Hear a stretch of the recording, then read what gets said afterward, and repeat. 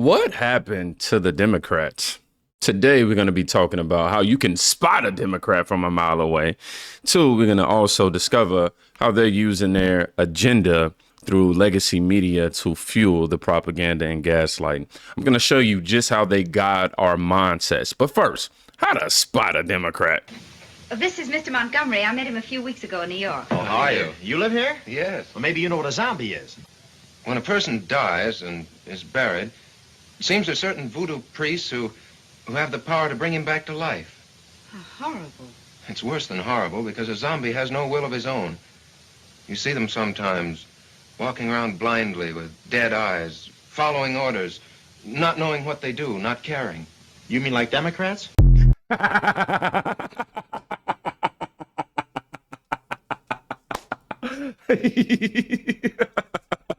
You mean like Democrats?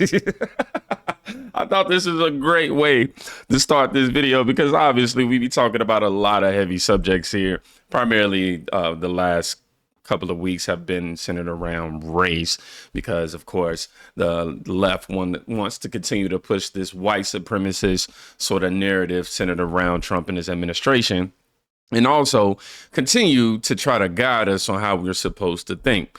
So much so that they use it through, like I say, legacy media. They try to fuel it through religion and churches. They try to fuel it through even our celebrities, some of our legends, so to speak, right? People whom were good in the community up until they supported Trump. Now, I won't be playing this full video here. This is about a 10-minute video. But it was posted by the 1776. I'm sure it was a repost. But yeah, I won't even give no preference to it. What happened to the Democrats? I'm kind of done being a Democrat. So let me explain myself. Most of my life, I've been a Democrat. I believed in liberal, progressive ideals. I kind of still do. I believe in social welfare in a way, not like we're just taking care of people for sitting around the house, but making sure we had social safety nets like Medicare, that we had free education. I believed in all that kind of stuff. I even believe in universal basic income. And as you can see by the wealth disparities going on and the differential kind of taxes people pay, not how much they pay to the government, but after rebates and, kickbacks and all that kind of stuff, how much do they actually pay? So I was thought to myself, I really like the idea of universal basic income. And once AI takes all the low-paying jobs, maybe that'll be more in vogue. But back to the message, I've always considered myself a Democrat. I've always considered myself a leftist. I've always considered myself a liberal. And I really started to feel like the Democrats don't understand the plight of the average person who doesn't have a college degree. I really don't think the Democrats understand how ending racism by saying all white men suck and are racist is not really an end to racism. I don't think Democrats understand that trying to shoehorn a complicated issue like trans rights down the throats of people who don't even understand the rules to the NFL game, I don't think they understand that's not really a bad idea. That's like not really a good idea. It's a bad idea. And this last election, they catered so much to the fringe of their own base that they even started to sound weird to their base. And now we have Trump back in office, who, I hate to say this word, he did receive a mandate from the American public because everything is under the Republicans' control. The Supreme Court, the Congress, and the White House. It's all under Republican control. And the Democrats, still to this day, cannot understand why they lost. And I'll tell you why. You lost because the majority of people in this nation are white. What? Cisgendered and heterosexual. Okay. And you called all of them pieces of shit because they didn't have the identities that you wanted them to have. Now, I'm not against identity politics. I think it's important. All right, this is where we stop because we differentiate on a lot. The point of me showing this was just showing how the Democratic Party is in shambles right now. Obviously, I don't agree with identity politics. I don't agree with none of that and whoop-de-whoop. However, you're starting to see the divide within the Democrat Party itself while they're still running this rhetoric and narrative that it's divide within the Trump administration or the Republicans. And you can see Trump obviously got the mandate. But the Democrats, I do agree, they don't seem to understand why they continue, or they don't seem to realize why they lost for whatever reason. That's why they continue with these social media tactics and whatever, so have you, and all this other stuff. But it was because y'all were trying to shove all of this stuff down the throats of the American people. I do agree that majority of, obviously, his fan base is white, I guess. However, I feel like he just completely disregarded the heights in which Donald Trump succeeded within the black community. Not only that, within the Latino community as well. However, he agrees with progressive ideals or whatnot. But the point of me showing that was just to show you that the Democratic, infrastructure is starting to divide. Now, anti-white racism. I do agree, him saying that the Democrats using this tactic that, the white man bad, so to speak, is just not good. But this is what they're doing. Let me make sure y'all got the facts. Most extreme crimes that take place in this country are committed by white supremacists. 80% of extreme crimes are committed by white supremacists in this country. How do you even measure that metric, right? So I would challenge you to ask, if I was there, define white supremacists and how do you determine that metric? Shall we educate Representative Jasmine Crochet of Texas? I think we absolutely should. In 2023, 200 million white people committed 8,800 murders. Multiply that by 100K and it's a murder rate of 4.4 murders per 100,000 people. Now in comparison, 42.8 million black people committed 6,400 murders. Multiply that by 100,000 and you have a murder rate of 14.95 murders per 100,000 people. You with me so far? So just to put it in perspective for everybody that lost me by now, the murder rate for white people is 4.4 murders per 100K people, and the murder rate for black people is 14.95 murders per 100,000 people. So unless Jasmine Crochet, the great representative from Texas, is gonna make the case that black people are white supremacists, therefore her claim that white supremacists are committing the most violent crime in the United States, what the fuck are you talking about? And for everybody calling these lies, the numbers are coming straight from statistica.com as of 2024. And if you're gonna challenge them, good luck with this. There you have it. Obviously, more white people are populated here, but I like what he did. He measured it per 100,000 people within each community. So what he did was he took away the overall metric of how many black people are in America and how many white people are in America. He said, okay, forget that part because obviously white people supersede that. But per 100,000 white people, per 100,000 black people, come on, man. And he gave you the, you know what? Let's take it a step further. We did this the last time I played this video. So I groped it, right? I actually pretty much groped to explain. It's supposed, oh, okay, well, dang, it's not even going to show it. Jasmine Crochet, Democratic Congresswoman from Texas, known for outspoken comments on racial and political issues, including shows a man reacting skeptically to Crockett statements with text openly anti-white. Anywho, last time we groped it, it pretty much could debunk this 100%. Let us know that what she was saying was completely false, which the guy ultimately proved. So I don't feel like it's necessary for me to go ahead and get all specific with grope. But anywho, because it was basically giving us a description of what the video was about as opposed to debunking in that case, which I would have wanted it to do. So woohoo on my part. Atlanta mega pastor, right? Jamal Bryant did this a month ago. This is me. Just continue. Follow me. This is me just continuing the theme of how they're continuing to indoctrinate our communities using legacy media, using religion, using entertainment, and all this other stuff. So propaganda, everything. So listen, I mean, just listen to this. Come on, Public Enemy. I came to tell white supremacists. I came to tell MAGA. I came to tell white privilege. We coming, we coming, we coming. We coming, we coming. God said, when you give me glory, I'm gonna run them out of the State Department. If you give me glory, I'ma run them out of Congress and run them out of Senate. If you give me glory, I'ma run them off of your job and run them off of your classroom. I need you to take your neighbor's hand and say, neighbor, we gotta shout like we got faith. Come on, Public. So now, not only in legacy media and through these congresswomen or congressmen, whatever, preaching this rhetoric, we have them all equating Trump supporters to white supremacists.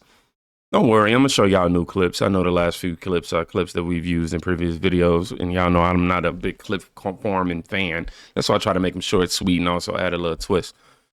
But it's important for me to give y'all context. Y'all know that. I say that every video. I probably got to stop saying that. I say it so much now.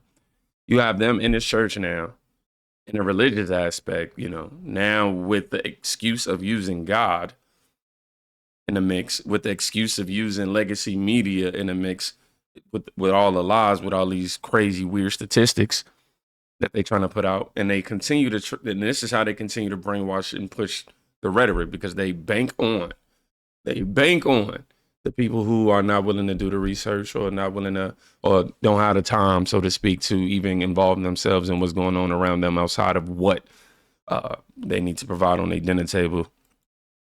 Now, this was posted last month as well, where I just want y'all to see this. Again, here's the association with Trump supporters. I'm a Trump supporter. Remember on SNL, they tried to paint all Trump supporters as like white hillbillies or something like that with Tom Hanks. I'm a Trump supporter, but I'm also now being called a white supremacist according to Jasmine Crockett. In the church, I'm called a white supremacist. Now listen to this. Our government, no matter who is in power, has an obligation to right these wrongs, to provide reparations for descendants of enslaved Africans, to eliminate the racial wealth gap, to uplift the Black community. White supremacy is rampant in this country. Just look at the current administration and our own legislative body. They have contributed to the social and economic harms, to racial terror Black folks have experienced in this country. Now, more than ever, we must acknowledge and repair those harms. I mean, we would owe ourselves reparations if that's the case. You know, some of our ancestors were slave owners too. And in America too. I don't know if you know that. Look it up. Don't take my word for it. And this idea of reparations is just like, man, come on, dog. Like, women's rights, civil rights, being able to be put in Congress, you know, mayors, I mean, come on, lawyers, judges, police chiefs, the president, the vice president, according to the left. We got all these networks. I mean, BET, we got our own award ceremony. Why is it that we're over here going, hey man, we don't need nobody to give us no handout. We just need we need to make sure the playing field is level and it's even, and I have equal opportunity, not equal outcome. As long as I have equal opportunity, why is it that it's like we're saying we don't need nobody? The Black man, the white man, the orange man. I mean, well, you know, we do need the orange man up in there to set a lot of this straight. I ain't gonna sit here and act like, but you know what I'm saying. We're saying, hey, we can do it ourselves. And they don't want that. They don't see it that way. They rather just continue to sit back and fuel this victim narrative. Somebody said she should pay it out of her own pocket. Summer Lee is racist, but she should not be ignored. Laugh at her, mock her, point out how bigoted she is, make her the butt of every joke, set an example so others will avoid her brand of toxic bigotry. You know, some people get a little radical about it. I say call it out, for sure. This right here, we're not going to play the full clip, but Nelly, somebody who's renowned in the black community, or not just the black community, but just in American music, that's somebody who's a legend at this point. I mean, diamond albums. The guys had singles top the charts back to back at one point. This guy is regarded as a national treasure, so to speak, in hip hop, right? But you go perform at a Trump inaugural ball, they turn against you. I thought you was riding with me because I put on for my city and I try to bring my city up every step of the way. I did not know you was riding with me because you thought I would ride for who you voted for. I didn't know that. I apologize. I apologize. I didn't know that I had to agree with your political choices. And I thought it was the things that you do, not the things that you say should be done. If you follow what I do, this shouldn't even be an argument. He's the president. He won. This isn't a campaign. This isn't an RNC. I'm not out on the political campaign. I didn't get none of that 1.5. You see what I'm saying? Like to try to help somebody get voted. Kamala didn't invite you to No. She didn't invite me. She didn't invite me either, man. I was gonna do all that whole. Like, so, but I don't knock the ones that did. I don't knock the brothers and sisters that benefited from it. I don't knock the correspondents that may have gotten money to do that. I'm not doing this for money. I'm doing this because it's an honor. I respect the office. It don't matter who is in office. The same way that our men and women, our brothers and sisters who protect this country have to go to war and have to put their life on the line for whoever in office. So if they can put their life on the line for whoever in office, I can damn sure perform for whoever. Kudos to Nelly right there, man. For just acknowledging some things are beyond politics. We demonize those just for thinking for themselves. Trust me, I know. Nelly, but he's sitting here saying, hey, look, I didn't know that I had to be a part of your political affiliation in order for you to vibe with my music. I didn't know that that's what the contract between us was. Somebody said right below that someone throw an Air Force One size 13 at him. He's trying to get those meth charges taken care of when they stop his tour bus. When they stopped his tour bus, he can choke. Willie D talks like he got elected. He got elected spokesperson for everybody that looks like him. What? He said, I don't know, you were riding with me because you thought I would ride for who you voted for, then went to and performed for a group of people that would have strung him if he'd gotten up there and said one word against who they voted for.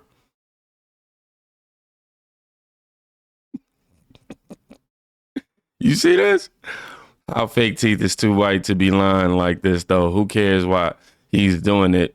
Don't be lying. Get your money and stand on it. I do feel like he definitely was, trying to get that bread. I mean, come on, you're a rapper, dog. Like, that's your job. Why not go get the money? I'm doing it for the money. It's for the, if it's about rapping, oh, yeah, trying to pay me what? Heck yeah. Now, all money ain't good money. So if it's like for a cause that's obviously like, not, right? But just generally speaking, I'm a hip hop artist, right? Yeah, I'm going. My question is, even with all of this, why do we still continue to vote Democrat? Do you ever wonder why Black people are the only demographic that votes 90% for the Democratic Party? Yes, I do wonder why. And I think I know why. Again, I'm not saying I'm 100% right. This is just my opinion. Let's go way back. We know that Black people were slaves in this country. By the way, I'm sick, so bear with me. But black people were slaves, just to keep it simple, arguably from 1619 to 1865. I know there's more nuance to that, but that's not the point of this video. So that's approximately 245, 246 years. Now, throughout that entire time frame, really, for the most part, what determined if you were a slave? Really, I mean, primarily it was your skin color. So our ancestors' entire existence was dependent on their skin color. If you were white, you were free. If you were black, you were a slave. So skin color was extremely important. And humans are very adaptable. So the black people who were slaves learned how to survive being black and being a slave. Their whole entire life was designed around what they were able to do and what they weren't able to do, and that was based off of their skin color. So skin color was the overarching thing of importance at that time. Now here's where I think it gets interesting. Parents pass that mindset down from generation to generation to generation. So I'm going to try to make this short and simple. The United States has made racial progress at a rate that is faster than Black Americans have adapted to it. In other words, Black Americans, many of us, are operating on outdated software. In addition to that, you could say Black Americans have a, for lack of better words, a PTSD about things when it comes to race. Like as a whole, not every individual. Like we're very reactive and responsive to race and racial issues. And I think that's due to history. But then when I go back, again, I don't think Black Americans' mentalities about race has actually kept up with how fast America has progressed about race and racism. So for many Black Americans, race is still the #1 thing about their vote. If you don't believe me, I'll challenge you. Don't tell them what you're doing, but go to 10 Black Democrats and ask them why they vote Democrat without bringing up race. Tell them they cannot bring up race. It should be interesting. So now back to the question. Why are Black Americans voting 90-10 in favor of Democrats? 1, due to history, we have a PTSD about racial issues and we're extremely sensitive towards them. 2, Black Americans as a whole have not updated their software to keep up with the rate at which the United States has advanced past many of those racial issues. And this is why so many Black Americans will seem out of touch when they're complaining about racism, and a bunch of us are looking around scratching their head like, what are you talking about? And then the third thing is Democrats exploit that vulnerability for their own gain. This is why you see Democrats making everything a racial issue, why you see them pandering to racial issues for Black people. Now, whether Democrats have consciously figured this out and are purposely exploiting it, knowing they're exploiting it, is up for debate. It very well could be they figured out what works, and subconsciously they figured out that exploiting Black people about racial issues continuously gets the Black vote, so that's what they continue to do. It could be either one. But these are the reasons why I would say you have Black people voting Democrat at a 90-10 clip. Very interesting perspective from Jeffrey Mend. Make sure y'all go follow him. Check out his content. Exceptional, journalist. And his perceptions, or perspectives rather, are always very interesting. And I do somewhat agree with that theory. I say somewhat just because I haven't had time to really marinate and ponder. Look at me sounding like a Democrat. Yeah, I haven't really had time to ponder on it.